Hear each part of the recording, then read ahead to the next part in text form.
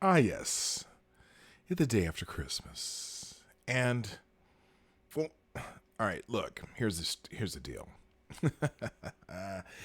It's not really the day after Christmas because Christmas isn't over. Now, for those of you who might be confused a little bit, the Mass of Christ or the Christmas actually lasts 12 days. That's why we have the song, The 12 Days of Christmas. On the first day of Christmas, my true love gave to me a partridge in a pear tree.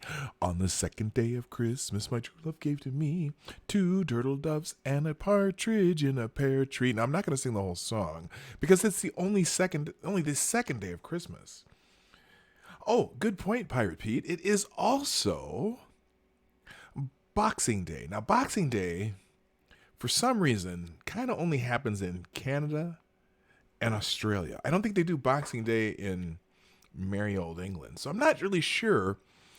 Maybe it's just because the prisoners and the degenerates needed something to look forward to. No, I'm sorry. I'm just kidding. I love my neighbors to the north. I love my people down under. Sorry. But today, as a part of the celebration of Christmas that continues, and you see that I still have the tree back here in the background because we haven't taken our Christmas decorations down yet, but that's because we wait till the weekend after Christmas to take them down. Now in our household, we used to keep Christmas decorations up. Oh, it is an English term. Well, okay. It's Boxing Day. I used to always keep my Christmas decorations up until January 6th because we did in my house in Omaha with my mom because Christmas goes until January 6th. But you know what? We're taking him down this weekend. But until then, I'm going to be celebrating Christmas every day until that tree comes down. So, Merry Christmas, everybody. How about we play the intro and keep going?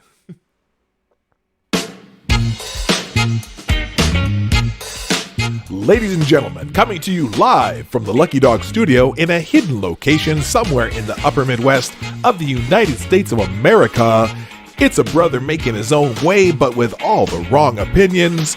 Welcome to the Morning Night Live with your host, yours truly, P. Dog Night.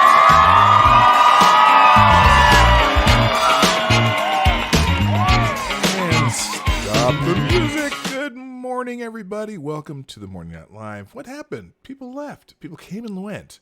I don't get it. Anyway, welcome to the Morning Night Live with your host, yours truly, P. Dog Night, on this lovely December 26, 2019. Only a few more days until we hit that 2020 mark. But you must keep your tree up until the 2nd, which is the end of Yule. You do not want to anger all Father Odin by taking the Yule tree down early. Yeah, you know how that goes. Anyway, first of all, one thing that I do, well, I'll wait till more people get here, because I have someone to thank that did a super chat after I went off the air yesterday.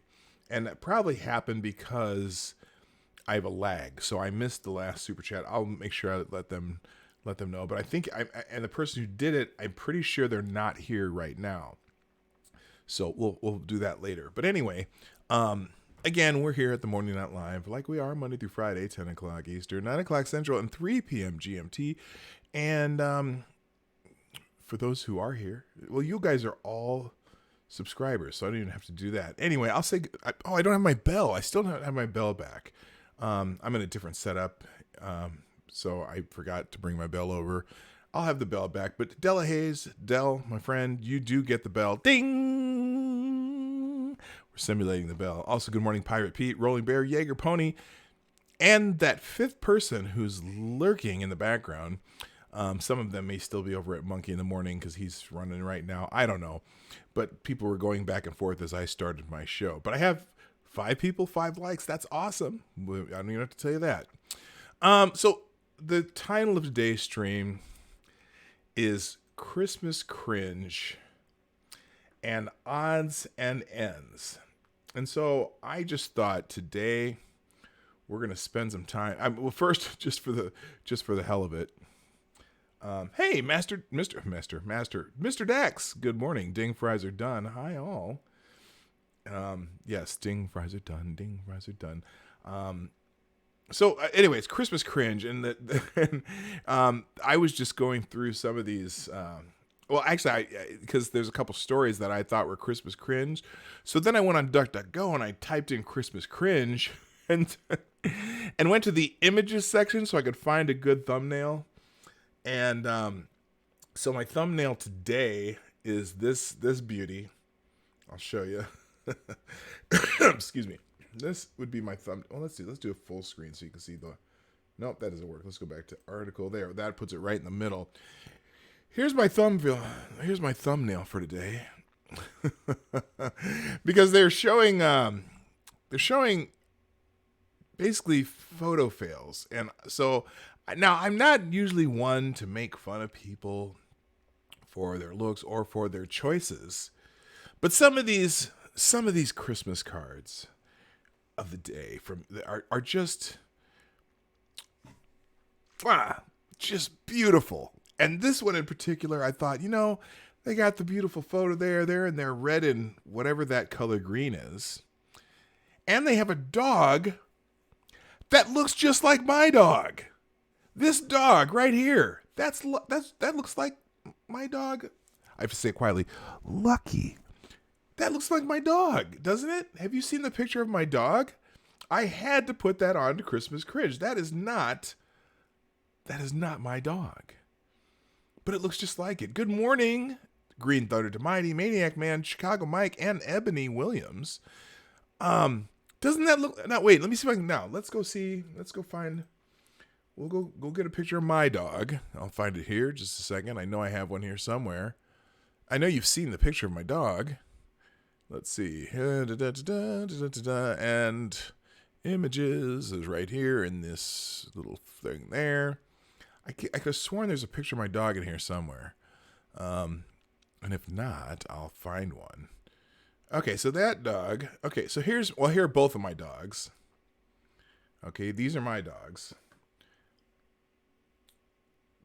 Where's that? There we go. Oops, wait, let's get the one where you can see it. So there's Lucky right there, right? There's Lucky, my dog, who I just said her name. She's not walking over here, though. That's good. And then we've got the Christmas Cringe dog. Look at that. That looks just like my dog. Hi, Mike Savage. Anyway, but as we're going through some of the Christmas Cringe photos, oh, there's a good one. Just bad Christmas photos from people around. And then there's the celebrity bad Christmas photos where we have, oh, that's not it. That's a kid. That's not so cringy. That's just a kid taking a picture for a YouTube video. But then you have things like this. What is going on here? The fireplace, and then we have a young Justin Timberlake right there. And then this dude. What the hell is he doing? Now, that picture is actually part of a picture with Seth Rogen and this guy. Now, would you, and they're buck naked, would you want to be that Santa Claus right now? Oh my God, no. And then, of course, O.J. Simpson over here. Here, let's go full screen so you can see O.J. I don't, with a partially carved ham, I just don't think I want to be around O.J. Simpson when he's carving anything, to be honest with you. I'm more concerned with the nude guy. Yeah, I know. But we're not done yet because, boy, there are some good ones. Now, go figure what's going on here. That's a Christmas card that someone sent. Or now, season greetings to you and your special loved ones. Why he's crossing his eyes, I don't know. DeFranco, no, that wasn't. Oh yeah, what's his name? Something DeFranco. He's an actor.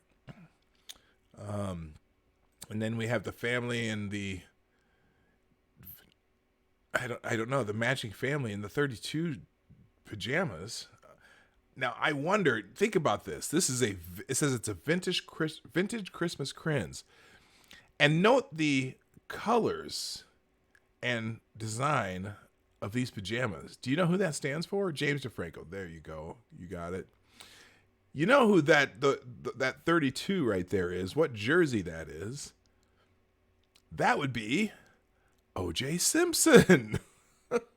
They all have O.J. Simpson pajamas. Stay away from O.J. Simpson when he's carving the ham. God. Oh my. There's more. I don't know what. Okay. That's just an awkward family photo. And that's just an awkward family photo. Because they got bad Christmas presents. That's why they look like that. Okay, she's not happy because she got a bottle of soft soap, looks like. Those are just vintage Christmas pajamas. We don't need that. That's kind of that's very Osmond-esque, if you're familiar with the Osmond family. Good morning, Big Chief Fuzzy Beard of Gulf City. So anyway, I don't know what that is. Anyway, so looking for just cringy Christmas pictures from my thumbnail. And this is what is going on here? It says this is a tree and this is a star, but what are these kids in the red trash bags doing? Anybody know? Good God. And then just the families with ugly Christmas sweaters, or they wrap themselves as presents, or we got the goth family hanging around Santa Claus here. So anyway, that was the struggle when I went to go find a good picture for Christmas cringe. And I ended up with the thumbnail that you have now. Ooh, is that a little bit of ankle peeking out from those vintage pajamas? Yeah, it kind of was. Very cringeworthy. Anyway, so I bookmarked a couple stories that I thought were good Christmas cringe from yesterday. And I'm sure you will enjoy what we're going through. I know what the kids have, the red trash bags, are failed abortion.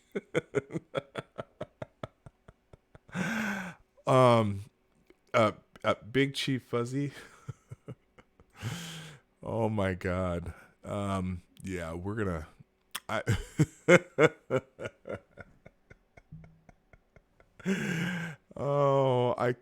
can't stop laughing right now. That's terrible. All right, so here's my cringe. I have two actually. So yesterday's Christmas, right? And you think maybe publications would just take a day off and maybe not spend the day trying to show how woke they are. And I like I said, this show is Christmas cringe, right? Christmas cringe is the theme of the day. Well, Salon.com just couldn't seem to help themselves. They just couldn't do it. Salon pops out a tweet and a story that says Hallmark movies are fascist propaganda. Yes, ladies and gentlemen, Hallmark, the purveyor of milquetoast Christmas movies of many for many years, are suddenly fascist propaganda. Now, see, this just goes to prove that Donald Trump ruins everything, because I know that these smarmy Hallmark Christmas movies have been going on for at least a good 10 years. And the Hallmark Channel, they bring up the real smarmy, just like I said, really plain generic, just, no sex, drug, and rock and roll Christmas movies, right? Let's take a venture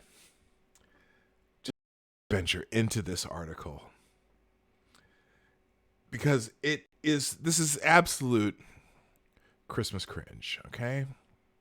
Now, they start out with these various couples, a picture of various couples from Hallmark Christmas movies. Oh, well, they seem to be fairly white, I guess. I'm, you know what? I'm a brother. I don't care.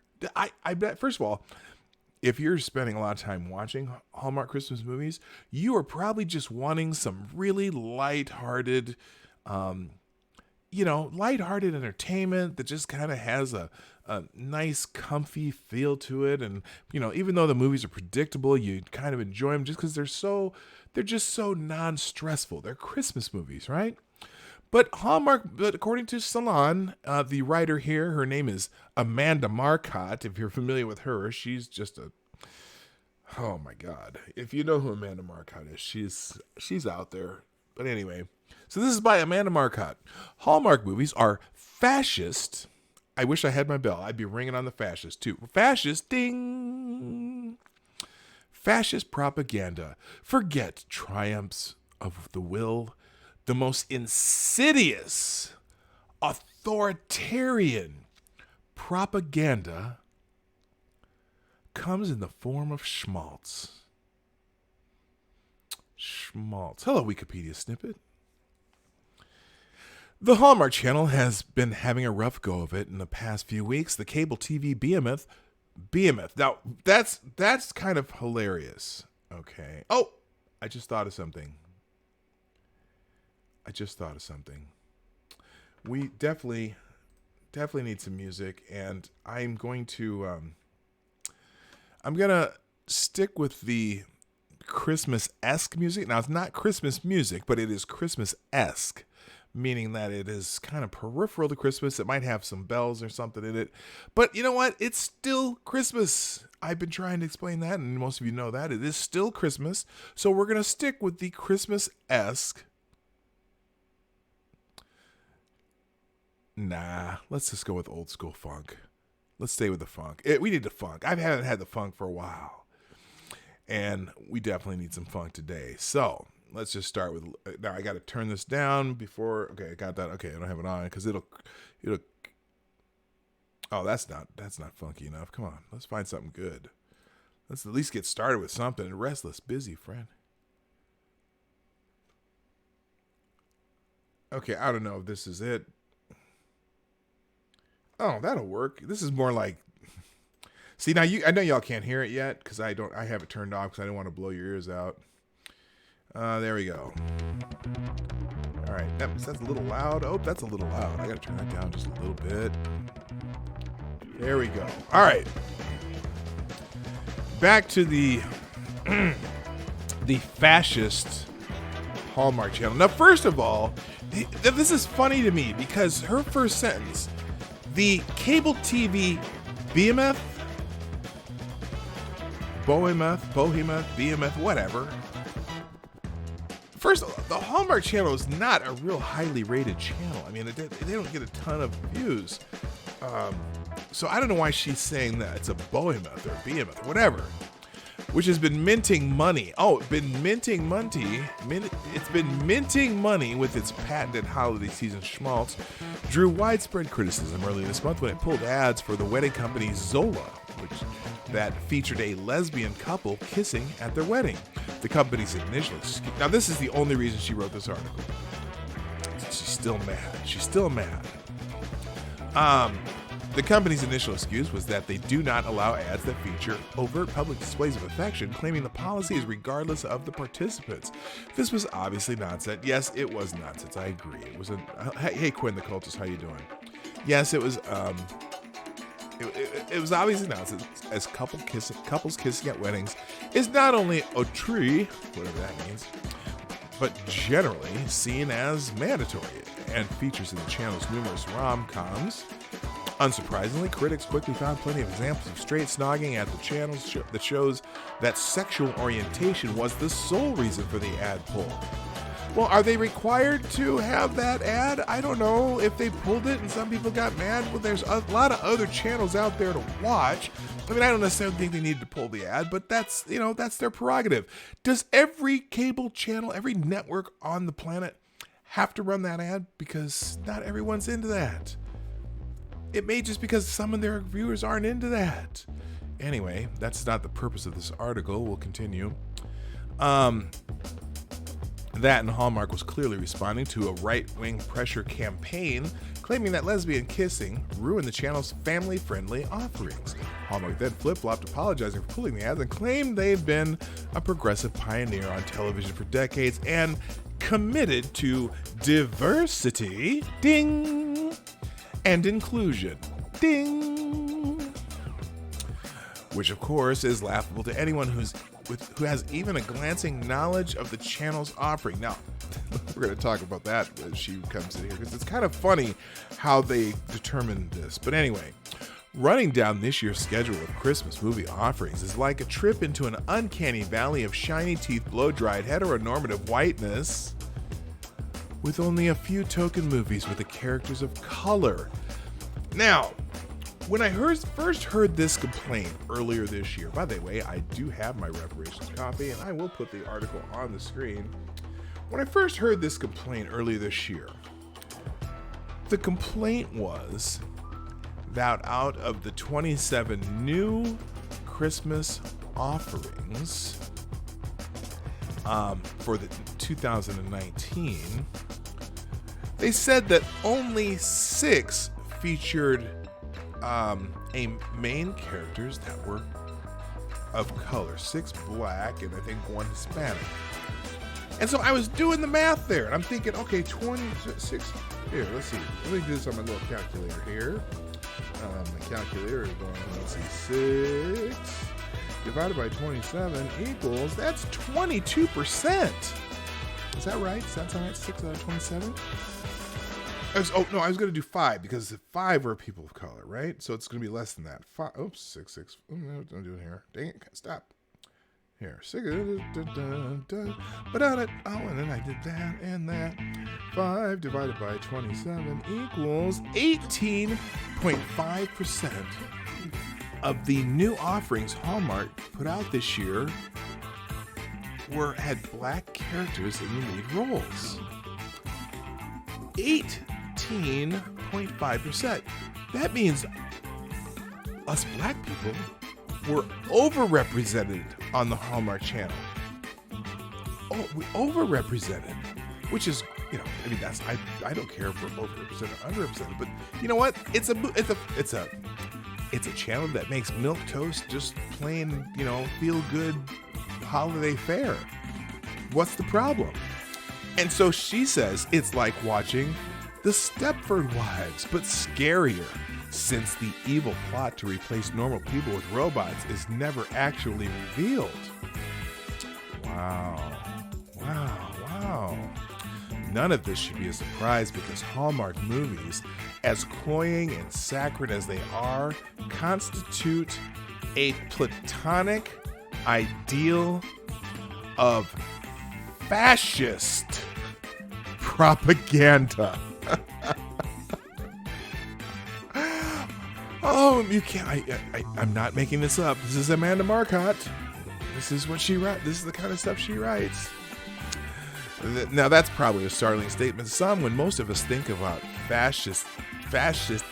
fascistically propagandistic movies. We think of the grotesque grandeur of Leni Riefenstahl's films celebrating the Third Reich.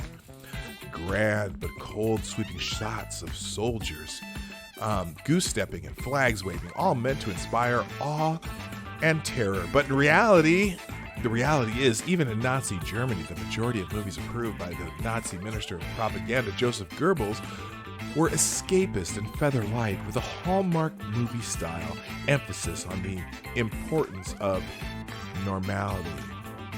Now, if I'm making movies and I want to appeal to a lot of people, don't you think that you play to the largest portion of the population you can? I don't think of it as normality. I just think of it as most common. I don't have a problem with that. And they throw in a few black people here and there just to make some people happy, or because they just do, because there are black people and they make movies with black people in them and Hispanic people, whatever. Anyway, she continues. There's plenty of reason that empty-headed Kish fits neatly in the authoritarian worldview.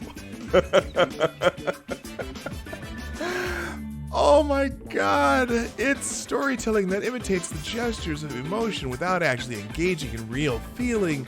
The Hallmark movie steers clear of the real passion and deeper emotion that tends to be the engine driving more artful fiction.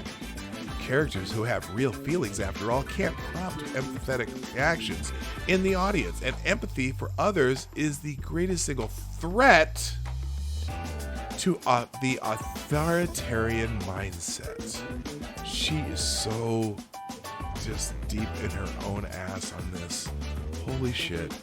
And so Schmaltz walks through the paces of love without touching on any of the messing but compelling realities of it. Well, maybe people are trying to escape from the compelling, messy realities of their life and just want something that makes them feel good without all the stress and bother of the messy but compelling realities of it.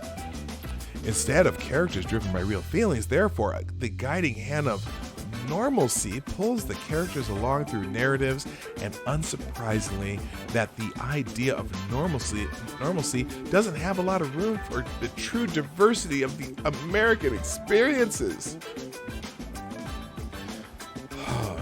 You know, it's funny that she talks about authoritarianism because if she were the ruler of the world, these movies would be different, and so she'd be the different authoritarian.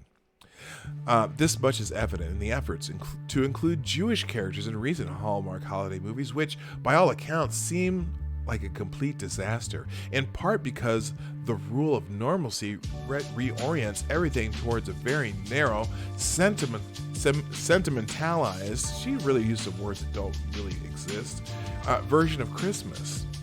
In the Hallmark Lifetime Cinematic Universe, Hanukkah and the characters who celebrate it exist only in relation to Christmas. Nancy Coleman of the New York Times, well, there's another problem. She's quoting the New York Times, complained adding that to the Hallmark movie holiday date could, with remarkably little editing, turn into a Jewish Get Out. Brittany de las Cretas, writing for the Washington Post, another very diverse source I'm sure you think you're using, not only complained that the Jewish Hallmark movies were Christmas movies with Jewish characters. Well, it is Hallmark movies. They're expecting Christmas movies, so maybe that's why. Saccharine rich. But also that the movies rely on some of the oldest anti-Semitic tropes in the book, such as painting one Jewish character as the perpetual outsider who is sneaky, untrustworthy. Gee, I have never seen a movie in my entire life where they make a white Christian heterosexual character a perpetual outsider or sneaky and untrustworthy, you know, and like, because all the CEOs are money grubbing CEOs and terrible people, and they're always the bad guy, and they never ever make anyone else a bad guy except for this one Jewish character that she's talking about. It's so stupid. The drama hinges on Jewish characters being compelled to observe Christmas, and the tension resolves only when these outsiders learn how to participate in or appreciate the dominant religious tradition, she adds. I've never seen a movie where someone goes and participates in something that's a Jewish tradition. In fact, I'm thinking in my own life. I had a very close Jewish friend in high school, and they invited me over for a Seder dinner, and I was like, wow, it gave me a little more insight into that Jewish tradition. It was interesting and enjoyable even. But no, you wouldn't want to have a movie where someone goes into like a little fish out of water place and then begins to understand, even though they don't celebrate, they begin to understand someone else's traditions. We wouldn't want that, now would we, Amanda? Sadly, it's hard to imagine of it being any other way. The qualities that people cite when they defend Hallmark movies, comforting, formulistic, soothing, are the result of the aggressively conformist impulse that drives them. And that impulse and fealty to the dominant culture stands in direct contrast to the values of diversity, ding, Hallmark facetiously claims to hold. Hallmark movies, with their emphasis on returning home and the pleasures of the small domestic life, also send a not at all subtle signal of the disdain for cosmopolitanism and curiosity about the larger world. Well, you know, Amanda, your cosmopolitanism and curiosity for the world that you live in, maybe you should have your disdain for flyover country and the curiosity about the world that is in the flyover country, maybe that's your problem and not the Hallmark channels. Oh, but let me finish this sentence because this is the kicker. This is the coup de grace of this article. Let me start over with that. Hallmark movies, with their emphasis on returning home and pleasures of the small domestic life, also send a not so subtle signal of disdain for cosmopolitanism and curiosity about the larger world, which is exactly the sort of attitude that helps breed the kind of defensive white nationalism that we see growing in strength in the Donald Trump era. Yes, it is Trump's fault. Now, here's something I gotta ask you, because I am pretty sure that the Hallmark Channel's been around a while, and they make these fuzzy, light movies, and I know they're connected to the Lifetime network, so between Lifetime and the Hallmark Channel, I know that they've been making these movies for quite a while, and I am just curious if Amanda could tell me when the Hallmark Christmas movies of 5 years ago, because a lot of these movies that they put out today were probably written 3, 4, 5, 6 years ago, right? I'm just curious, during the era of Barack Obama, when they were playing the same kinds of movies, the very same kinds of movies, were they a signal of disdain for cosmopolitanism and curiosity about the larger world? Or were they just light fare Christmas movies during the age of Obama? Or were they, I bet during the age of Obama, when you saw a movie like one of these movies, these Christmas movies on the Hallmark Channel, I venture to guess that these movies at that time were about the love of family, just like you see in the Obama White House. But now, they breed the kind of defensive white nationalism that we see growing in strength during the Donald Trump era. Those motherfuckers.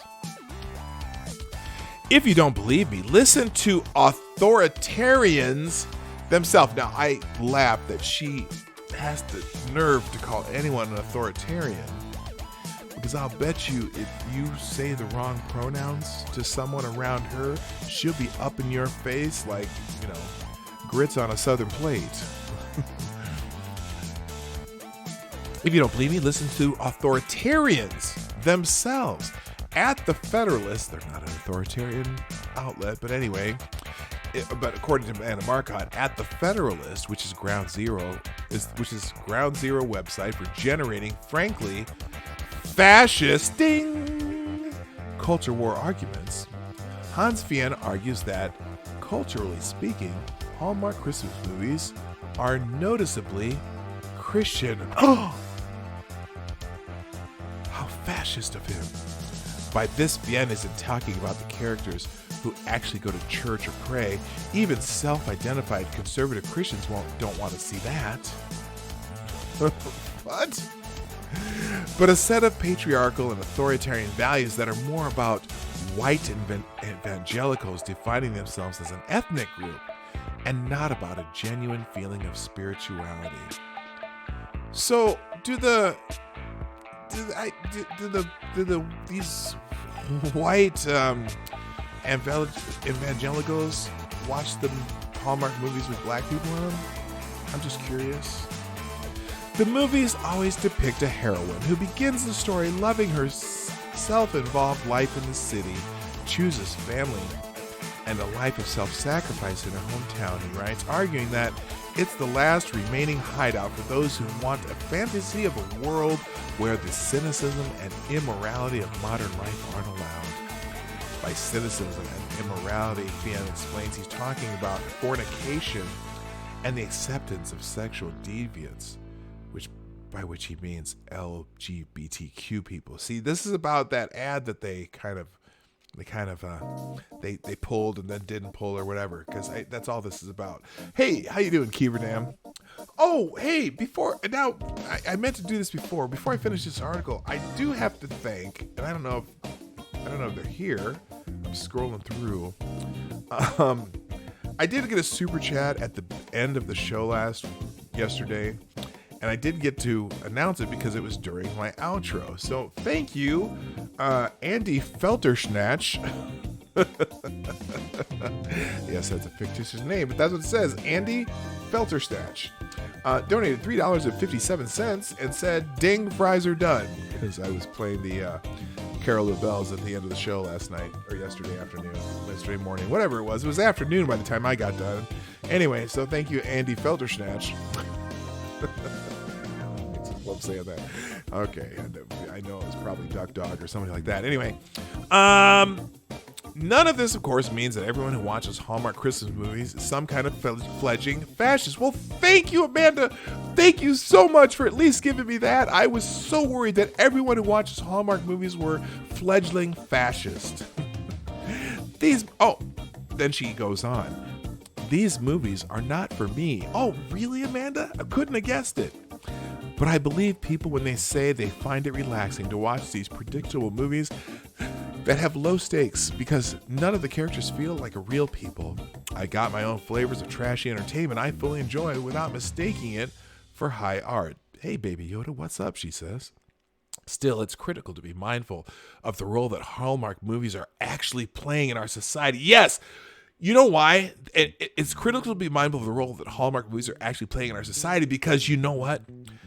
The government next year, when Trump is reelected, he's going to order that every station, including the sports stations and news stations, play a minimum of 5 Hallmark movies during the Christmas season between December 1st and December 27th.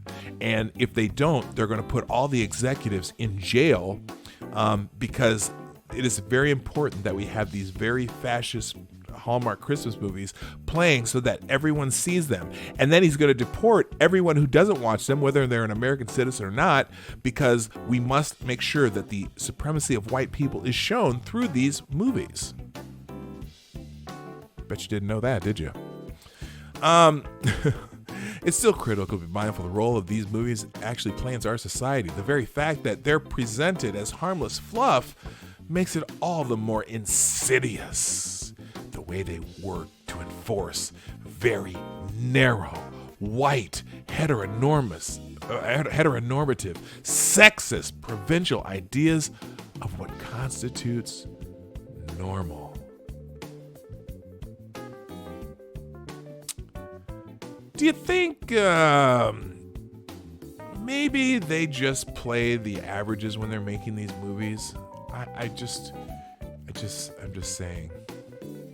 It's easy to spot fascist propaganda when it's goose-stepping Pepe the Frog memes. It's a lot harder to notice how it's working when it's tied up in Christmas. Yes, everything about Christmas is tied up in Christmas is fascist. You tie it up in a little Christmas fascist bow when it's tied up in Christmas cheer and suggesting Grinchhood of anyone who questions the rigidity of its worldview. Yeah. It's only a little left. As University of Richmond communications professor, she found one professor. Good for her. As University of Richmond communication professor Nicole Marantonio wrote in a recent piece exposing the sneakily racist propaganda of Confederate-themed Christmas ornaments. What the actual fuck does this have to do with Hallmark movies? Quote, seemingly apolitical objects like cookbooks, toys, and Christmas ornaments commemorating Confederate history serve to normalize and in doing so make white supremacy seem less harmful than it actually is. Okay, I don't think any of these Hallmark movies are doing any racist Confederate themed propaganda. Good God, woman. Ultimately, there's a reason that authoritarian, she keeps using that word, but I don't think she knows what it means. Religious right groups like 1 Million Moms and American Family Association, authoritarian or, oh my God, who made the initial demands on Hallmark to end the lesbian inclusive ads, believe that Hallmark Channel belongs to them. Well, you know, have you ever heard of that group called Sleeping Giants that goes out and tries to get advertisers taken down from new shows and other stuff? Are they authoritarians too? Do they try to bully people into doing shit? I don't know. Good morning, Check Your Logic. Yes, happy Boxing Day to all my Canadian, English, and Australian friends in the chat, or who comes by, or if you watch this later. So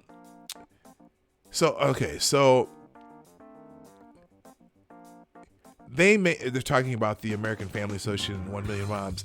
They may use euphemisms like family friendly, but as there is nothing more family friendly than light PDAs from loving couples at weddings, we can say for certain that that is not what bothers them. Instead, it's because they believe Hallmark is safe because it excludes people who do not fit their extremely rigid ideas about what constitutes normal.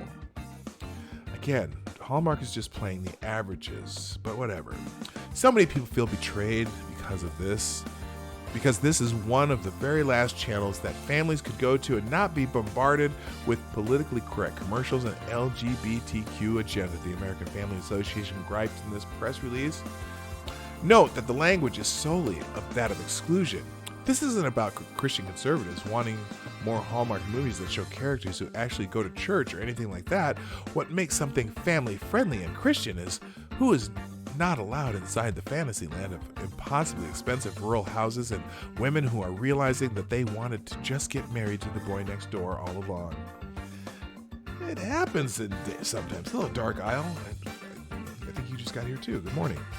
Ultimately, there is probably no way to square the claim to believe in diversity with fascistic impulse that guides the current crop of Hallmark movies. Yes, they are completely fascist, which center always around these frankly MAGA-style ideas about what constitutes real America. Oh, God. As the Jewish movies show, the best that Hallmark can do is some token diversity, except the overrepresentation of black people in lead roles in their movies. It's a fact. We black people are overrepresented in the new crop of Hallmark movies. That should be a good thing, right, Amanda? Maybe not. Maybe she doesn't do math. That's what it is. Math is racist, so we can't do that. Their money comes from selling a vision of America that increasingly authoritarian conservatives wish to believe once existed and can be restored again. An America that excludes most of the increasingly urban, racially diverse, cosmopolitan nation. That won't change no matter how many inclusive Zola ads the network airs. Well, Amanda Marcotte, I salute you. You can fuck right off. All right, real quick, let's do the shill for the day. Good morning again. If you're just getting here, if you haven't done so, hit the like button, and also please share the stream out. You can do that in this little arrow down below. Also, we're here Monday through Friday, 10 o'clock Eastern, 9 o'clock Central, 3 p.m. GMT. If you want to support the channel and sort P-Dog, if we're entertaining you, you can always throw a couple bucks in the tip jar. You can do that through the Streamlabs link in the description down below. It probably shows up in the chat somewhere in here. It hasn't done so yet, but that's okay. It's in the description down below. And like I was telling you yesterday, I made a bunch of new animations for anyone who does super chats. They changed at the $2, $5, $10, $20 marks. Plus, I have special animations for $2.99, $3.99, and $4.99, and also for the largest super chat of the day. So if you want to participate in that, you're more than welcome to. It helps me keep going. And I'm going to use the next once I reach the next threshold, I will buy a graphics card, which will help keep the stream from dropping frames all the time and freezing. So speaking of more Christmas cringe, that's not the only cringy article from yesterday. I'll just tell you, there's another one that caught my eye. Actually, there were two, but the third one's kind of funny. So Teen Vogue, which is, for some reason, I can't understand who the target audience of Teen Vogue is anymore, because they increasingly put very heavily political, socio-political articles out. And this one in particular, this one caught my eye yesterday on Christmas Day. This is the Christmas Cringe show. This one is, I'm trying to figure it out. So Teen Vogue tweets out and has an accompanying article called, "Please talk to your family and friends about politics, even if it's uncomfortable. Please use your privilege as a white person to protect people of color."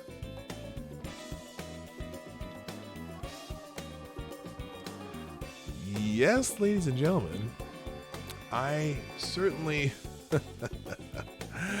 I need you white people who have white privilege to protect me, because I'm pretty confident that I can't fend for myself. Now, I know they're trying to be all woke and shit, but if you write the sentence, "Please use your privilege as a white person to protect people of color," you might be the racist that you think you're not. You might be the racist, okay? You just might be the asshole. But let's just pop this article out and see what the hell they're talking about here. Now, I don't understand. Oh, I see. This is their conversation. That's a really dumb graphic, as you ask me, but whatever. How white people can hold each other accountable to stop institutional racism. Now, I'm fascinated by just how this started. You can and should help how white people can hold each other accountable. Now, I'm curious, is Teen Vogue exclusively written for white people? I don't know. But this is by Ellie Bell. Hello, Ellie Bell. That's a cute name.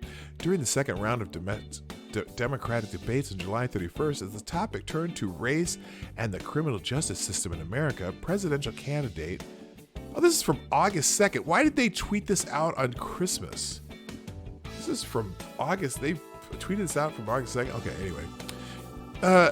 Presidential candidate Senator Kirsten Gillibrand, who is no longer a presidential candidate because she was cringe as hell, explained why it's her responsibility, as well as the responsibility of other white people, to discuss institutional racism. Gillibrand spoke openly about how she and fellow white people can and should use their white privilege to educate other white people, many of whom voted for Donald Trump. Oh, this is a Trump ruins everything story. I get it. Among other things, Gillibrand mentioned that that niceness and not talking about it is not the answer to racial inequality. Gillibrand, like many white people since 2016, just since 2016, has recognized her unique and privileged position within political conversations and the... Get off my screen. No, thank you. Her unique and privileged position within political conversations and the world at large, and highlighted that it's her responsibility to explain white privilege and institutional racism to fellow white women who have a history of upholding white supremacy. So this just started in 2016? Of course, Teen Vogue is for little white girls because they know that black girls can't read. Damn, Pete, that's cold. That's cold. But yeah, thank you. I know. Thank you, white saviors, for making sure that you are protecting me. Protecting me from what, motherfuckers? I don't get it. One way to explain it, she said, is to get personal. Well, did she now? Oh, now you know what? At least we know that Kirsten Gillibrand practices what she preaches, because she got out of the way in the presidential race of what's it? Now I can't remember the names. I can't remember any of their names because they're all gone too, or they're invisible. The New Jersey guy and the what's her face from California. I'm blanking out. Harris, Kamala Harris, and who's the Mexican guy? Not Mexican, he's Hispanic. Castro, Julian Castro. Yeah, she got out of the way of him, and she got out of the way of the guy from New Jersey. Whatever. Anyway, so she said, one way to explain it, she said, is to get personal. Quote, when their son is walking down a street with a big bag of M&Ms in his pocket, wearing a hoodie, his whiteness is what protects him from not being shot. What the fuck is she talking about? When their child has a car that breaks down and he knocks on someone's door for help and the door opens and the help is given, it's his whiteness that protects him from being shot? Okay, I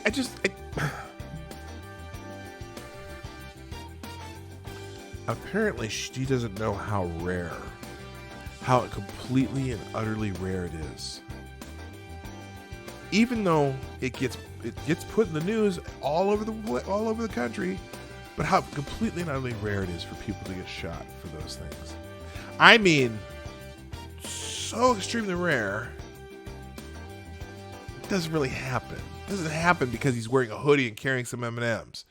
Oh, I know. She's trying to reference back to Trayvon Martin. Because he went to the store and bought some Skittles and some whatever, some Arizona tea, and came back. And now, obviously, the story could be.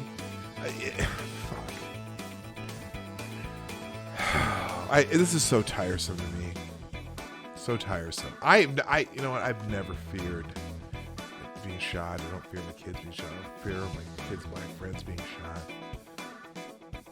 Anyway, while white allyship and the responsible use of white privilege has always been important, many have stressed the need for white people to actively practice anti-racism and be allies since 2016. Well, what happened to before 2016?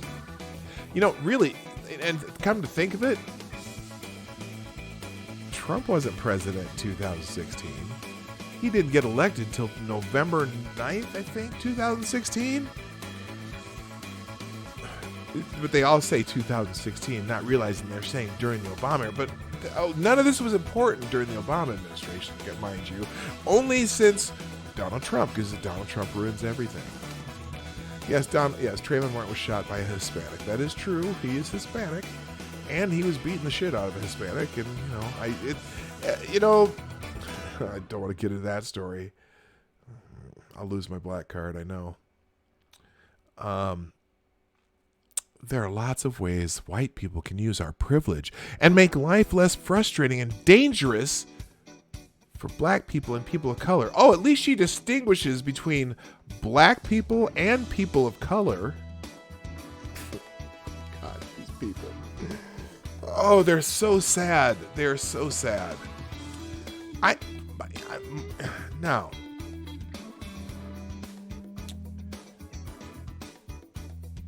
the dangerous and frustrating, maybe for me, the most frustrating part is that people like Kirsten Gillibrand think she's helping by making us look weak and like we can't do anything without her precious white privilege help.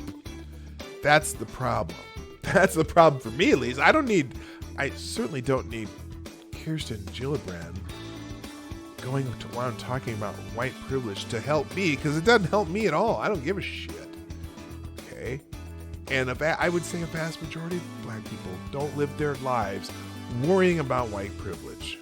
Okay, there are some very vocal ones who do, but most don't anyway. Good God. Educate white people about how...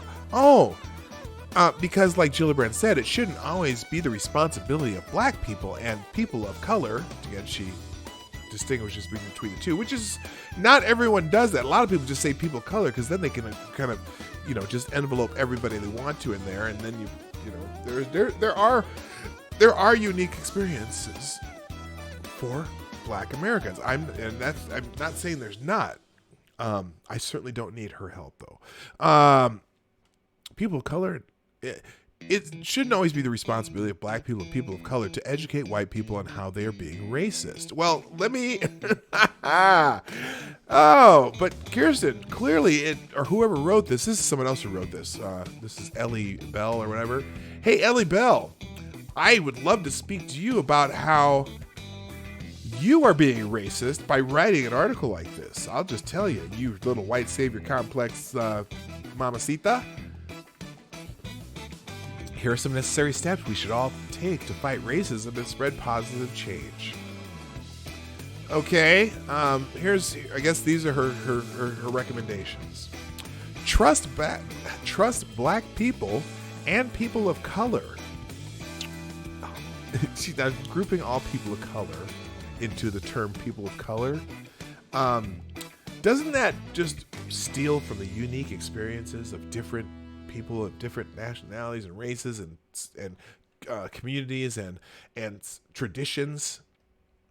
That kind of just whitewashes all of them. Oh, did I say whitewash? I'm sorry. People of color, whatever. Why? It isn't up to white people to decide what is and is not racist. Aren't you deciding what is and is not racist by writing this bullshit? It is our job. Oh, she's speaking for all white people now. It is our job as white people to listen to black people and people of color when they say something is inherently racist, instead of making excuses and upholding the system's words and actions harming them. Maybe sometimes people say shit's racist to maybe gain some clout or something. Anyway, white allies should actively use their power and influence to include people of color in any conversation in which decisions are being made. What if there are no people of color around? Do you have to make, let's say you're in your house with a bunch of friends and it's just a bunch of whatever people, do you have to go call them? Is it like, what do they call that on The Biggest, or not The Biggest Loser? What's the show? So You Want to Be a Millionaire? And you could phone a friend. If you're making a decision and there are no black people around, is there a special phone a friend line? Just phone a black friend to make sure when we make these decisions that we got a black person involved? I don't know. Okay. Too often decisions are being made by white people who have no direct connection or personal experience to the issues that they are talking about. True white allies should always take the time to read the rooms that they are in and ensure that the right people are represented. And if it means that a white ally should give up their seat at the table for a person of color to be included, then that is what they need to do. Well, I don't see the Democratic candidates doing that in the last presidential debate. The DNC was pretty adamant that you had to fit these rules, and if you don't fit these rules, you ain't in. And then they got their person of color in Andrew Yang. Oh my gosh. Like I said yesterday, if for some odd reason they actually do remove the president from office with this impeachment bullshit, which is very unlikely, but if they do, I think he should definitely choose, Mike Pence for the new vice president. I think he should just definitely choose either a couple suggestions yesterday. One, Ben Carson or Nikki Haley, because then the Republican ticket will probably end up being more diverse than the Democratic ticket. I just think minds would explode all over the world. It would be awesome. Words aren't always enough. There's always room to grow, and it's easy to give yourself credit for being a passive ally. In 2019, the current year, we're past that, says Lincoln Mondi, a progressive communication strategist. In order to affect real change, it's necessary for each individual to take a look at how we're actively being anti-racist and using our privilege. This can include the way we spend our money and where we spend it, or how we act apart. What? Okay, is this dummy gonna tell you to go? I'm just gonna skim through this. Is he gonna go tell you to go patronize some black businesses because they're black? Oh, that's kind of what it is. One way is to start asking yourself how you're taking action each day to make a material visible difference for black people and people of color. How about, oh my God. You know, there are some movements in black America that are saying, you know what? I don't know why we're waiting for white people to do shit for us. You know, we're able to do shit for ourselves. And maybe, just maybe, that's a change of paradigm that we need to have in our community, and that we should think about how we open business and patronize other businesses. Just like you know how all the immigrants do that? They'll live in that Italian neighborhood, then there'll be these Italian businesses, and they all take care of their Italian business, blah, blah, blah. And then over here, there happens to be a Cambodian community, and they all have their own little businesses, and they all patronize each other. But they also patronize the larger, you know, part of America, because they're embracing what that American dream is. And then there's, you know, there's you know, all the Somalians, they'll have their little business, they'll all patronize each other. You know, black people can do that too. And we have you know, we're black Americans. We're the most privileged black people in the world, living where we do. We're capable. And maybe if we just had that mindset, and I know there's a lot of people out there, you probably never heard of some of these people, but who all they talk about is they're capable of that mindset. You know, there's a lot of guys, I follow a lot of people on, you know, on Twitter and some of these channels that talk about that a lot. The Hotep guys talk about that a lot. You know, why are we worried about what white people do? We don't care. How about we worried about what we do and what we can do for each other, and how we can change a mentality among people? There's black conservatives out there like Sonny Johnson, and like I don't know. There's a whole bunch of them. There's talk about you know, how black people can build wealth. Those are the people that we need to talk to. I don't care what white people think. Okay. You know, and in fact, we can learn from a lot of these immigrant communities that are successful. Because we forget that we've been here since the beginning. And yes, we've had some terrible things happen throughout history. Okay, throughout the history of where we live now. But not everything's been bad. And if we just, oh my God, I can't read this article anymore. Taking direct action, like the person who stood between black people and police officers during a Sacramento City Council meeting following the district attorney's decision to not charge the police officer who killed Stephen Clark, is one way to act on your values that prevent use of excessive force. Maybe oh God, this is so stupid. That's what an accomplice looks like to me. People recognize that it's going to take a hell of a lot more than tweets to help combat oppression against marginalized communities. Then you gotta obviously, well, here, I'll just read the sentence. For Sierra, a 21-year-old queer black woman, it's important for white people to decenter themselves, especially in how they vote in electoral politics, because, to be frank, most white allies will be fine no matter who the next president is. Well, let me break something to you, sweetie. Most black people will be fine no matter who the next president is. God. You know, I talked about this a little bit yesterday too. National politics don't have a huge effect on your life, but local politics do, and you may not even realize it. what your city council does, what your state government does, is going to have a lot more effect on your life a lot sooner than anything that happens in national politics, other than maybe something like tax policy or some shit like that. So, good God. But no matter what, the president, whoever the president is, doesn't have a huge impact on anyone's personal life. It's just crazy.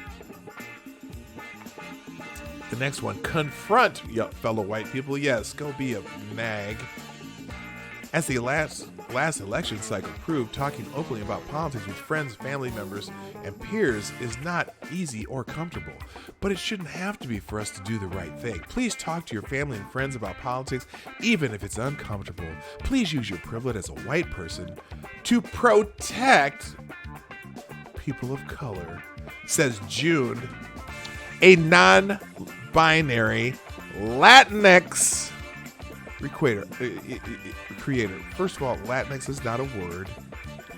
Don't denigrate the Spanish language or the Latin languages for your own stupid ass agenda. Okay? Latinx is not a word.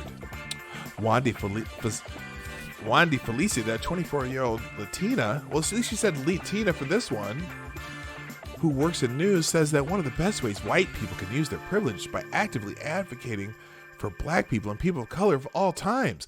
If you see or know that your classmate or coworker is being treated unfairly, being paid less, being given more to do without compensation or recognition, speak up for them. Yeah, I'm sure you'll see that all the time, right? I'm sure that's what you see. That's the norm, okay? How would you know? Yes, it is white savior complex. It's so bad. This includes when you see your peers of color being given busy work that neglects, negates, or detracts them from the good work they do, while others who are less experienced are receiving accolades due to their whiteness. Really? Oh my God! Have these people ever actually worked in some place where you get rewarded for good work? My God. I've almost everywhere I've worked, and from a kid on up, I've been one of the best at what I do because I have always prided myself on doing the job correctly, and I've always gotten promoted and accolades and raises on that basis. Now, granted, that's my personal anecdote. Maybe it doesn't happen everywhere, but I got a feeling if I'm running a business and someone is doing great work and noticeably great work, I'm not going to give them busy work to make them worse. I'm going to be like, hey, that person is doing the best for me, okay? And I'm going to make sure that that person is in a position where they can continue to do the best for me. It's just stupid. Speak up and know when to be quiet. Okay, yeah, sometimes they just, speak up, but shut up. Basically, shut up when other people are talking. I'm done with this ad. Anyway, they chose to put this out on Christmas Day. So that's one of my Christmas stories. I can't stand it anymore. Let's see what's happening on Twitter, and I'm going to get the hell out of Dodge. By the way, good morning, Maddie. And a couple other people showed up while I was on that little rant. I'm not sure who. If I haven't said good morning to you, please make sure that you put your name out in the chat so I can do that. And also, if you haven't done so, go ahead and hit that like button. We're almost done. We got to do some Twitter trends, but that's it. And also, thank you to G Prime and Necrosol Collins and Rolling Bear for retweeting the show this morning, and also Grill and Pirate Pete, who tweeted before I did. That's awesome. As I was setting up the show, he went ahead and tweeted out the show. If you can be so kind, that is the biggest thing that helped me right now. I am 21 subscribers away from 500. Y'all, we'll try to hit that. Hopefully we'll fit at 500 before the end of the week. Hopefully when I have some guests on tomorrow, we'll maybe pilfer a few of their subscribers too. Anyway, I'll talk about that. Well, you just watch. Here's something else you can do. Follow me on Twitter, right down here, at PDogKnight. Follow me on Twitter. I'm going to announce tonight who my guests are for tomorrow, and then we'll have a fun time then. Trending on Twitter today, because that's what we do every day. First, at the top of my trending page, the Explore page. Now, it's interesting. Ari Ben Ari Ben, ex-husband of Norwegian princess and Kevin Spacey accuser, dies at age 47. This is the second Kevin Spacey accuser that has died. Interesting. Ari Ben, author and ex-husband of Princess Martha Louise of Norway, has died at age 47. A spokesperson for Ben told Norwegian media he had died by suicide on Christmas Day. In a statement, King Harold and Queen Sonia said, "We are grateful we got to know him. We grieve that our grandchildren have now lost their beloved father." In 2017, Ben accused Kevin Spacey of groping him after a concert in Oslo. Spacey did not respond to the allegation. Okay, I'm just curious. Hey, Shanos, how you doing? I am just curious. I gotta ask. Switch scenes, Boomer? What? What? Switch scenes? What are you talking about? Aren't I on this? What scene am I not on? I'm on the page. Or are you frozen? Anyway, is Kevin Spacey related to Clinton somehow? I'm just curious. His accusers either die off or I don't know. What do you mean switch scenes? Like maybe I already did and you said that before. For a second, trending sounded like trimming.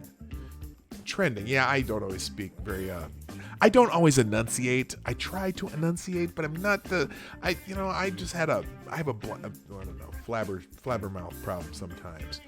All right, so okay, that's Ari Ben. He's died. Okay, trending number one on Twitter today is Boxing Day. It's Boxing Day. And the top of the Boxing Day trend today, it says, today is Boxing Day. Oh, today, the Boxing Day hunt illegally killed a fox free from legal opposition, smeared it over the Saab vehicle, and the current government would like to make sabbing an offense to aid this in perpetuity, which is splendidly fucked up, isn't it? What the hell is she talking about? Weird. For info about how you can help oppose this, weekly updates about hunt activity changes in the law, and heartening info about hunt opposition. Yeah, I don't know. I'm not so sure I'm thrilled about fox hunt. No, I know my Christmas decorations are still up.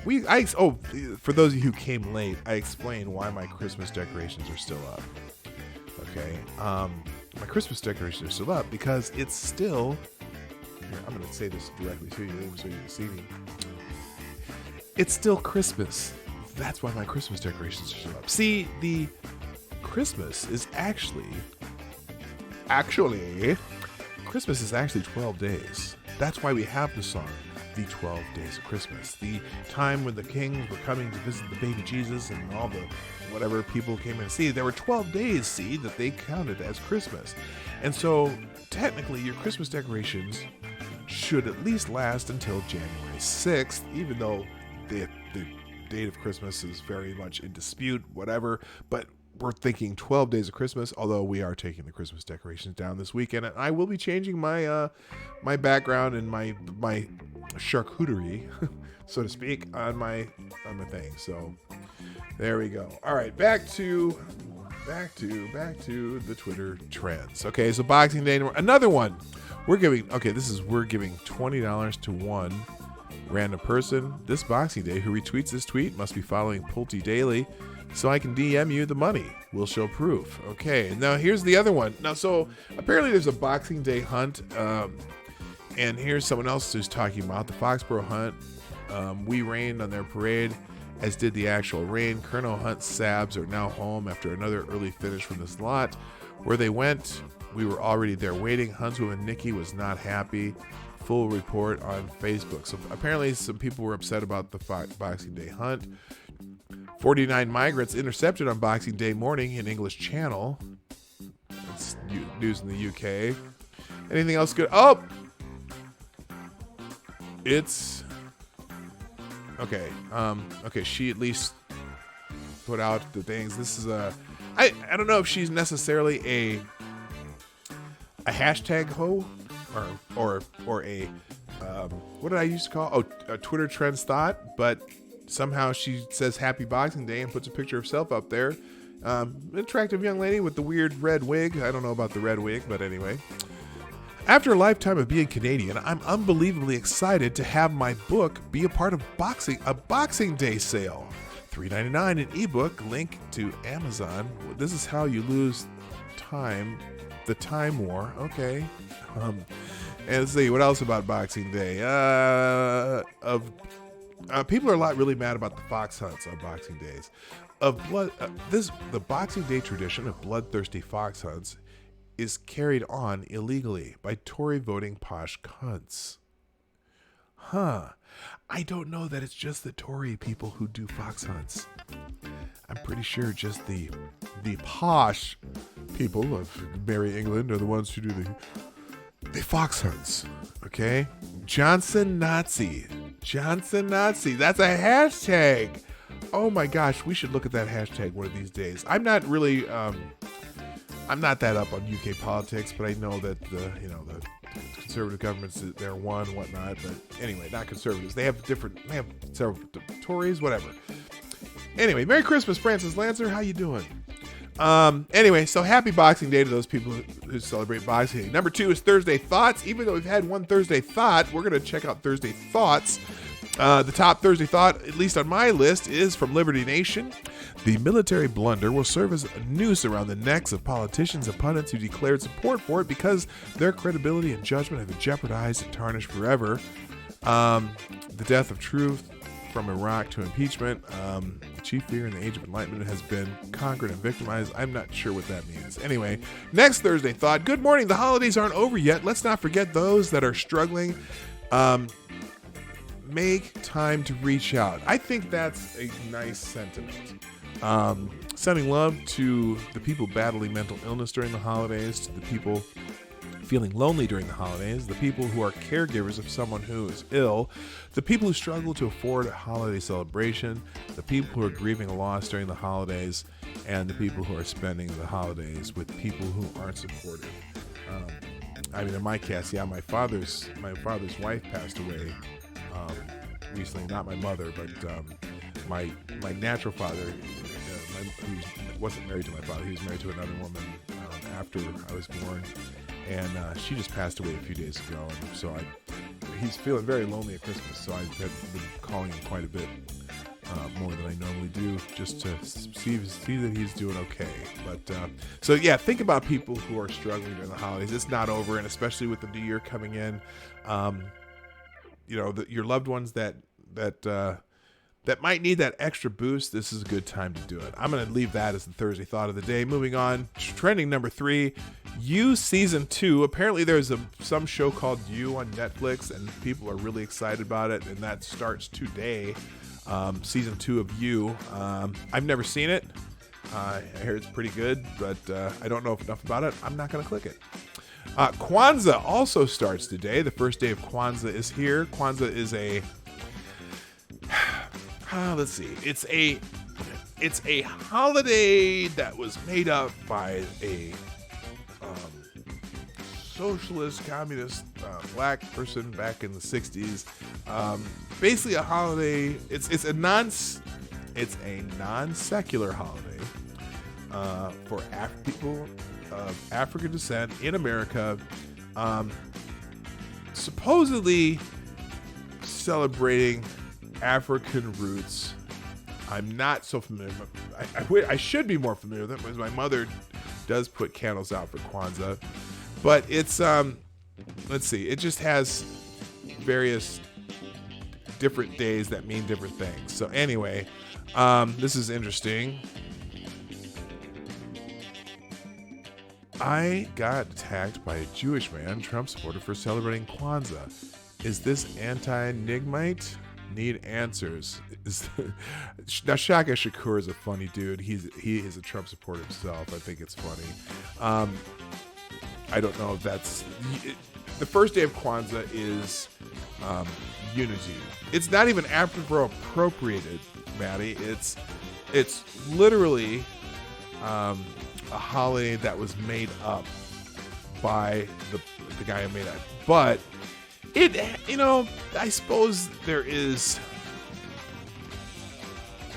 Tell you what, I'm gonna go get my facts straight because I don't know the holiday that well, even though I am an American of African descent. I don't know the origins of the holiday as well as I should, but some of the people out here saying, well, Mark Dice, nobody actually celebrates Kwanzaa, do they? Yes, they do, Mark. I hate to break it to you, they do. I mean, not everyone knows the actual roots of the holiday. Some people actually think it's an African holiday, which it has nothing to do with Africa. Now, here, this is wrong. Smithsonian, Abari Ghani, in 1966. Kwanzaa was founded as an African-American culture holiday centered around 7 principles based on African culture to build and reinforce community. Each day of Kwanzaa represents a different principle. Nguzo Saba in Swahili. Its name derived from the phrase Matunda ya Kwanzaa, means first fruits. On the first night, the black candle in the center is lit. 1 candle is lit each evening to honor the principles. And the 7 principles are Umoja, which is the first nights, to strive for and maintain unity in the family, community, nation, and race. Now, this is in the 60s, so race was the important part there. But anyway, unity. The colors of Kwanzaa are a reflection of the Pan-African movement, representing unity for people of African descent. Black for the people, red for their struggle, and green for the future and hope that comes from their struggle. Abari Ghani, Kujakulia, self-determination, to define ourselves, name ourselves, create for ourselves, and speak for ourselves. Abari Ghani, Ujima, collective work and responsibility. Again, this is a socialist who came up with this holiday. Collective work and responsibility. Ujama, cooperative economics, to build and maintain our own businesses and to profit from them together, which I am fully supportive of. I think black people should build and maintain businesses and also participate in this American economy through doing that. Nia, which is purpose, to build and develop our community in order to restore our people and through their traditional greatness. I agree with that too. And Kuumba, creativity, to do as much as we can to leave our community more beautiful and beneficial than we inherited it. Fantastic. And then finally, Imani, faith, to believe with all our hearts in our people and the righteousness and victory of our struggle. So not unlike other cultures that have celebrations of their culture, that's what Kwanzaa is to do. Now, the socialist roots kind of I'm not thrilled with, but the ideas that are not, I think the ideas are strong within the celebration of Kwanzaa. So that's what that's about. So if you're not familiar with Kwanzaa, you can look that up and learn more about it. But then again, you have stuff like this. Happy woke Kwanzaa to all my lightly colored Pan-African sisters, especially the insecure ones that still hold a job and got bail money ready. Then he puts a picture of Rachel Dolezal. Oh my God. What is some of a lot of woke people in Philly celebrate Kwanzaa? Yeah, in fact, there you go. How to celebrate Kwanzaa in Philadelphia for 2019. Boathouse Row sparkles with canary lights. The creator of Kwanzaa comes to Philly and more. So yeah, the creator of Kwanzaa is still alive, by the way. There's a lot of places that celebrate Kwanzaa. And like I said, the principles I think are fine, and I think it's to be honest, I wish people would celebrate those principles. For real. Anyway, so trending number, let's see, get up here. I've got to click. Now, a couple things have changed. Southampton has changed. Chelsea for the Southampton. There's a soccer match going on. I don't care about that. Chelsea Southampton is also trending again there. So, it's things that happen at the moment often trend, and that's happening right now. Burnoway, there must be a bunch of soccer games going on because there's the Premier League. A lot of the Premier League stuff's going on. You is the show on YouTube that's going into its second season today. I'm going to skip that. 2 of You is trending, whatever that means. Let's see. 2 of You, what does that mean? Me locking myself in my room all day tomorrow so that I can binge watch season 2 of You. Okay, that's about You also. Apparently it's a popular show. Lots of people talking about it. Lacazette, that's someone from the Premier League. Same with Odoi, that's from the Premier League. So St. Stephen is trending. Gospel, the day after Christmas, we mark the feast of St. Stephen, the first Christian martyr. It's a reminder that even with the coming of Christ into our lives, the way of discipleship can be hard. But as Jesus says in today's gospel, whoever endures to the end will be saved. So it's the celebration of St. Stephen, which is the day after Christmas every year. It's also traditionally the day where the Wren Boys take to the streets in Ireland. 1937, a schoolgirl called Maureen Marsh writes down the description of this tradition from an older relative. So I'm not going to read that, but you know what, here, let's do this. That looks interesting. If you want to see what it is, poof, there it is. All right, moving on. Celebration of St. Stephen. Let's see. After that, Zuma, that's soccer. Asbi, that's soccer. Dele Ali, that's soccer. Lindsey Vonn. Oh, yeah, this is weird. So Lindsey Vonn asked her fiance, NHL star PK Subban, to marry her. Now, this is a weird story. Because, and you'll see as we read this, I think some of you might have heard this on Monkey in the Morning. Lindsey Vonn and her fiance are engaged again. This time, she popped the question. Well, wait a minute. They're already engaged, so what's the big deal here? Lindsey Vonn has an engagement ring, and now her fiance, NHL star PK Subban, has one too. Oh, she put a marker on him. That's what that's all about. Because he travels around all over the country and women throwing themselves at him. Anyway, Lindsey, the greatest female ski racer of all times. By the way, Lindsey Vonn grew up less than a mile from where I'm sitting right now. She lived in my hometown. In fact, she had a house in my hometown here. She was selling her house, and I was still in the business that time, and a friend of mine who was a realtor was selling the house, so I got to go over and check it out. It's not real elaborate, but she learned to ski on this little bump of a ski hill called Buck Hill in Burnsville, Minnesota. I mean, it's amazing that she became one of the best ski racers of all time in the women's side of the circuit. The greatest female ski racer of all time posted a picture of Subban to her Instagram Wednesday, and he was flashing a large band around his finger as the two were wearing matching pajamas. Oh, isn't that sweet? On our 2-year anniversary, I returned the favor and asked PK to marry me, and he said yes. Okay, you were already going to get married, so that's silly. Vonn captioned the photo. We talk about equality. Well, is this just her stepping up for black people?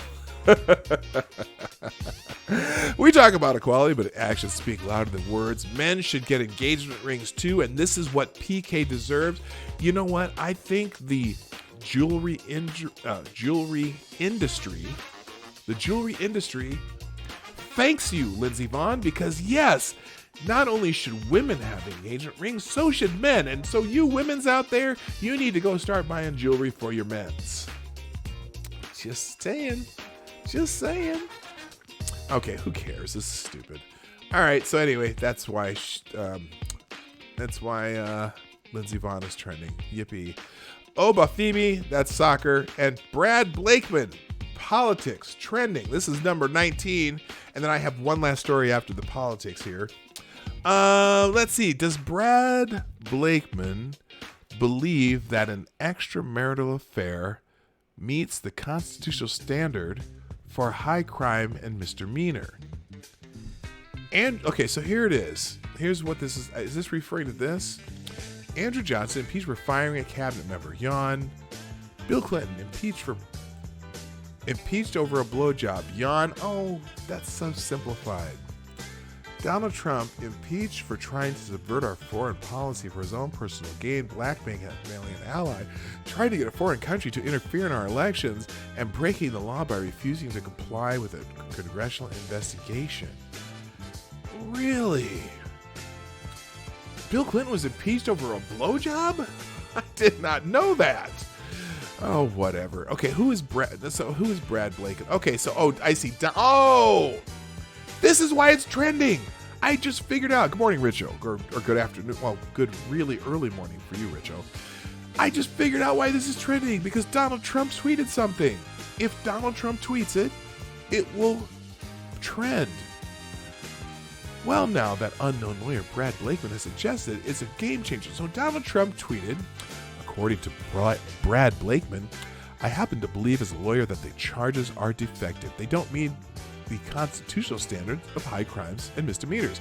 So I would like to see a motion to dismiss. At least 51 Republican senators would agree with that.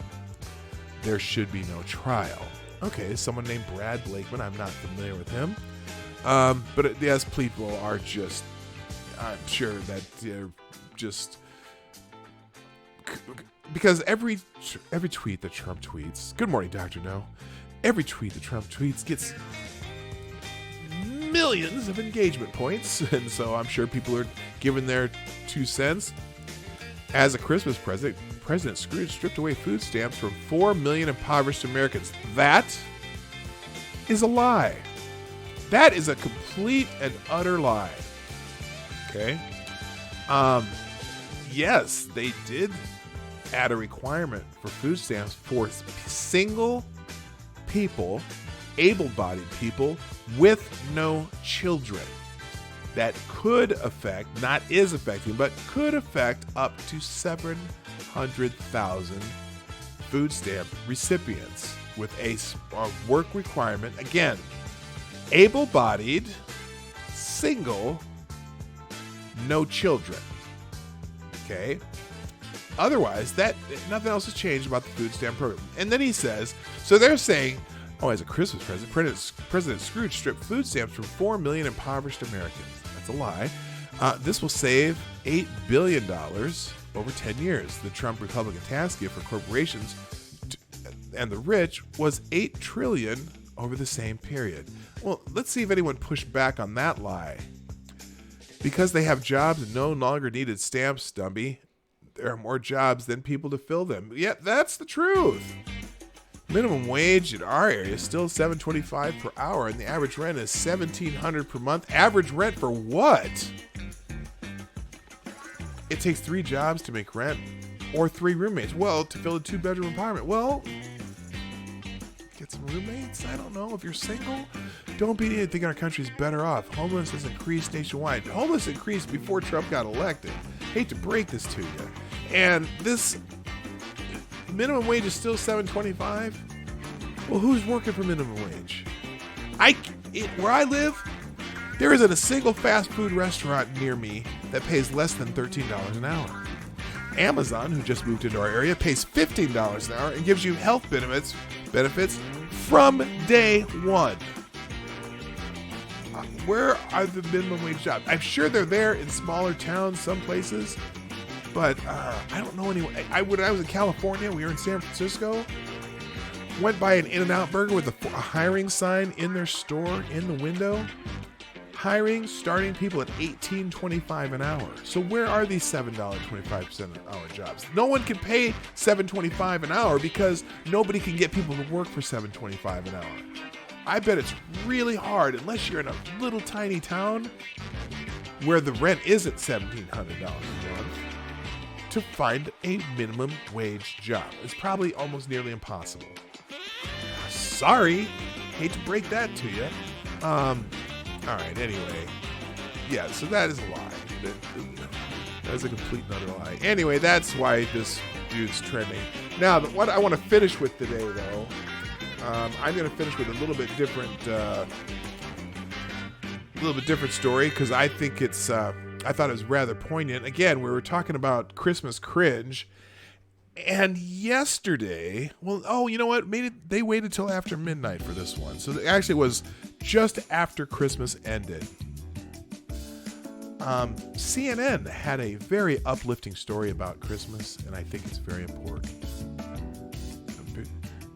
As of November 2019, the average apartment rent within 10 miles of Portland, Maine is $1,439. Okay, average apartment rent of all size apartments or what? That's I'm curious.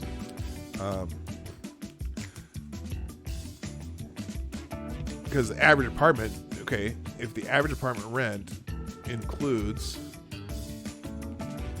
our average apartment rent in San Francisco is $37.33. Oh, I know it's crazy there, but the average apartment rent, okay, that tells me of all apartments,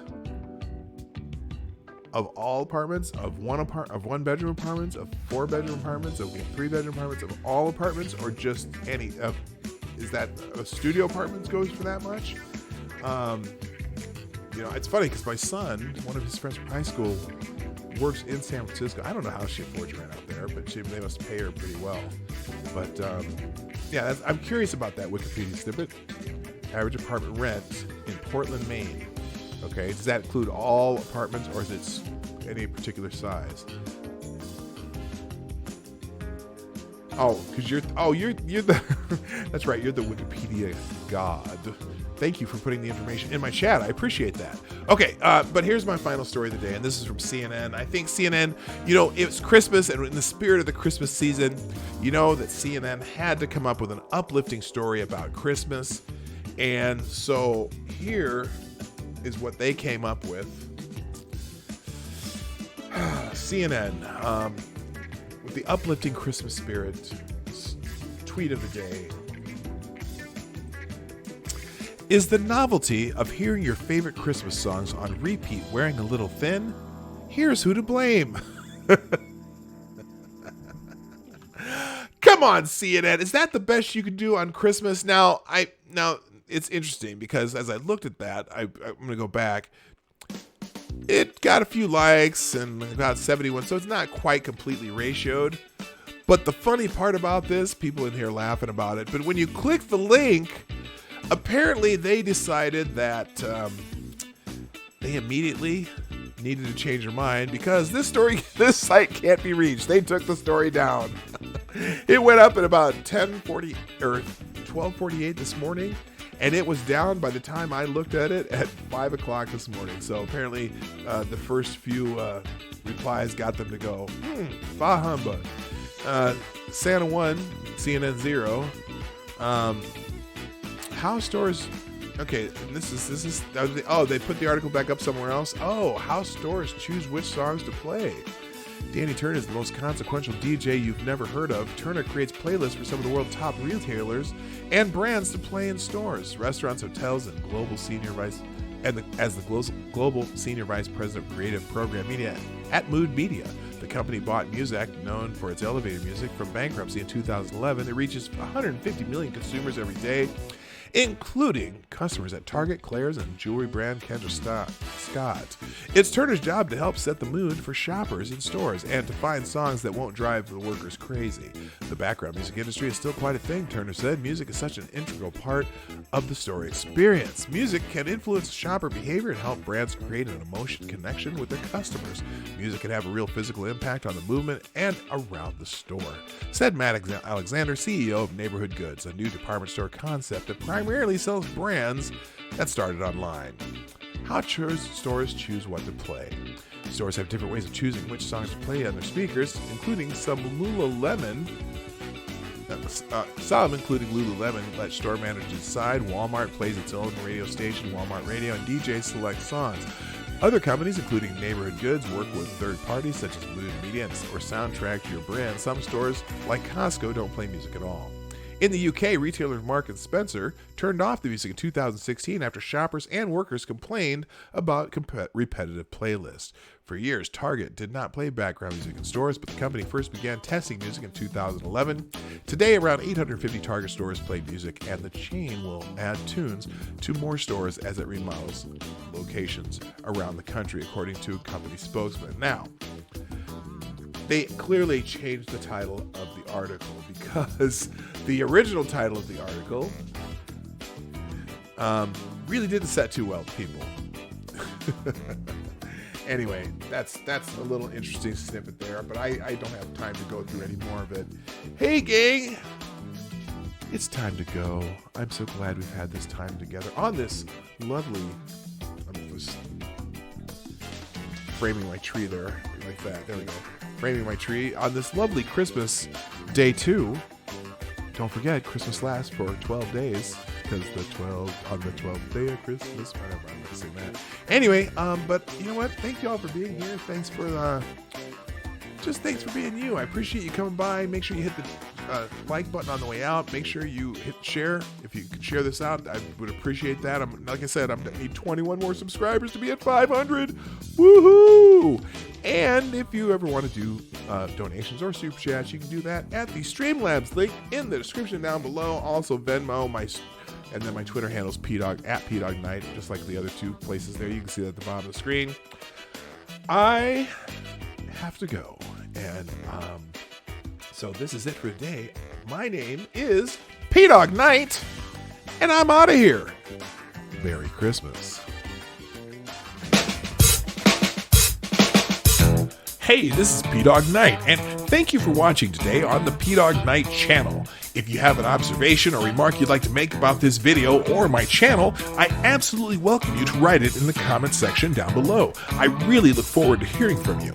And before you go, if you like what you saw but you're not already subscribed, please make sure you hit the subscribe button and definitely click that bell that pops up afterward so you'll be notified when I post new videos or when we go live. I broadcast my live show, The Morning Night Live, Monday through Friday at 10 a.m. Eastern, 9 o'clock Central. A special thank you to all supporters of this channel who share our videos on social media and who make donations through the Streamlabs link, which is also in the description down below. Thanks again, and until next time, I'm PDogNight, and I'm out of here.